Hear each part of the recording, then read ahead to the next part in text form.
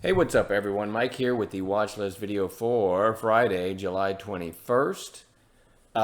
Starting off with the daily on the SPY. Looks like, did we top out yesterday? Who knows, right? We don't really care because we're day traders. Let me go into a couple things from chat today, and then I will get into the watch list for tomorrow. Just a quick synopsis if you guys don't know what we're about here. We are day traders at greatstockpicks.com. I make my money between the bells, so they say, right? I don't hold anything overnight. And so this list that I'm going to put out is stuff that I might get a trade in tomorrow on an intraday basis using the A Plus Setup Suite Teach. So let me show some stuff from chat today. For those that didn't make it to chat, Nick posted GFAI2s. That stands for, if you don't know, if you're not in chat, buy zone, whole number flush, right? As it was coming back down, you can see the timestamp. So it was the strongest stock out there. We identified that. It was coming back down. This white line is the whole number. So that's what Nick's intimating that he's going to bid below the whole number. It got down into the 480s, maybe to 481. So if you did an 80s pullback play below that whole number, this chart doesn't even come close to showing you what actually happened. Let's go GFAI and we'll go to 5 minutes. All right, so there was right about where my arrow is what Nick's idea was, and look what it did. Unbelievable. All right, let's slide something else over here. My first call today was PRFX over 25, meaning over 925. It topped out right here at 926, pulled back down, and there's my post in chat for those that didn't make it. My idea was PRFX back over 25, and it just absolutely ripped. I actually got filled at exactly 25. I think I took a screenshot of that too. I don't know if that was a market order, I can't remember, or a limit of like 27, but I got filled right at 25. Let's see, a couple other things I'm going to show you real quick that aren't related to anything. DWAC is running an after hours, so that's going to be on the list. Possible gapper tomorrow. Another thing I wanted to show you guys, EVLO, which we were watching today. This was a late day flag, and look what it did when it broke. There's the earlier high of day. Once we hit 4 o'clock, which is right there.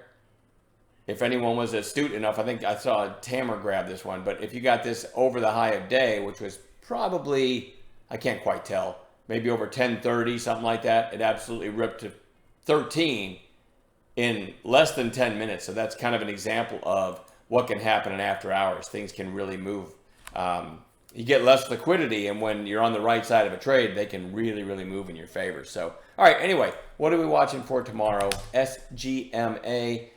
I'm not in love with it, but the most recent high was right here, and you can see the horizontal line. It tried to break that and then closed right about there, but nice volume today, so we'll keep it on a chart. GP had the big gap up on earnings, and you've got like inside day, another inside day, and another inside day. So this is either going to break to the downside or the upside, in my opinion.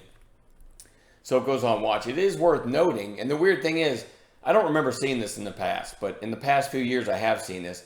Look at this, like 35 million shares on breakout day, and then a few days later, not even 500,000. I don't know. I keep telling people in chat, I don't know how that happens. I don't know how volume drops off like that. But anyway, if this starts to break to the upside, you might see volume come back in, and then maybe people start to chase. So if you have it on a chart, might be able to catch a nice trade. NOTV, nice volume, pretty strong close. Certainly chart worthy tomorrow. XXII, ugly daily, but massive volume today and a pretty strong close. GFA, I already talked about this one. Massive volume, certainly could have a follow-through day tomorrow. DWAC, already talked about that one. Nothing interesting on the chart there, except that it's trading at 1565 right now in after hours, right? We'll go to session. Wait, we'll go to 5 minutes. See what it's doing at this moment. There it is. So it's kind of rolling over a bit, but certainly worth keeping an eye on. All right. So that's a potential gap play, that DWAC. QBTS, I've been keeping my eyes on this. Kind of broke out above this horizontal line there and has pulled back to kind of retest it. So I still think it's worth keeping on a chart. PRFX, already talked about my call and trade in this one today. The only reason I have this on watch is because right about here, it's topped out a couple different times. If you can get above that, things might get crazy. But be careful with that one. It can be kind of nasty. BBIG is holding up pretty well. I've been putting this on watch several days in a row. No trades in it today. Interesting to me, though, that it topped out at 275 today. That's a 3/4 number. Back through 275 tomorrow, you've got yesterday's high at 286, which could be another potential catalyst for kind of a breakout, right? So I'm keeping that one on watch. Rivian, RIVN, had a really nice run and is flagging. EVLO, talked about this one, massive volume today, and then ripped again in after hours. It's trading at 1141 right now while I'm talking. Keep in mind, as a day trader, just keeping recent high flyers on charts and then knowing, inflection point entries on an intraday basis can really make you some nice money. Again, I never hold overnight. PMGM, big move today, but it's worth noting, not even 800,000 shares for this massive move. So, but I am going to have it on a chart. SIRI, who trades Siri? But all of a sudden it just absolutely ripped today. Heard some rumors on Twitter. I don't know if they've been verified or not, but who knows? That's a huge move for Siri, but I'm going to keep it on watch anyway. TARS, let me pan out a little bit here so you can kind of get a better view. So you kind of have a breakout today, right?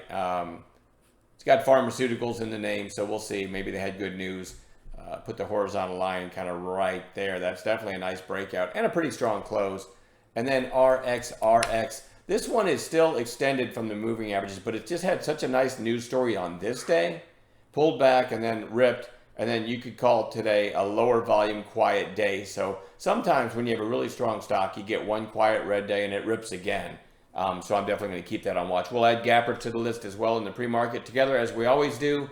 And that's it for me. I'll see everybody in chat on Friday morning.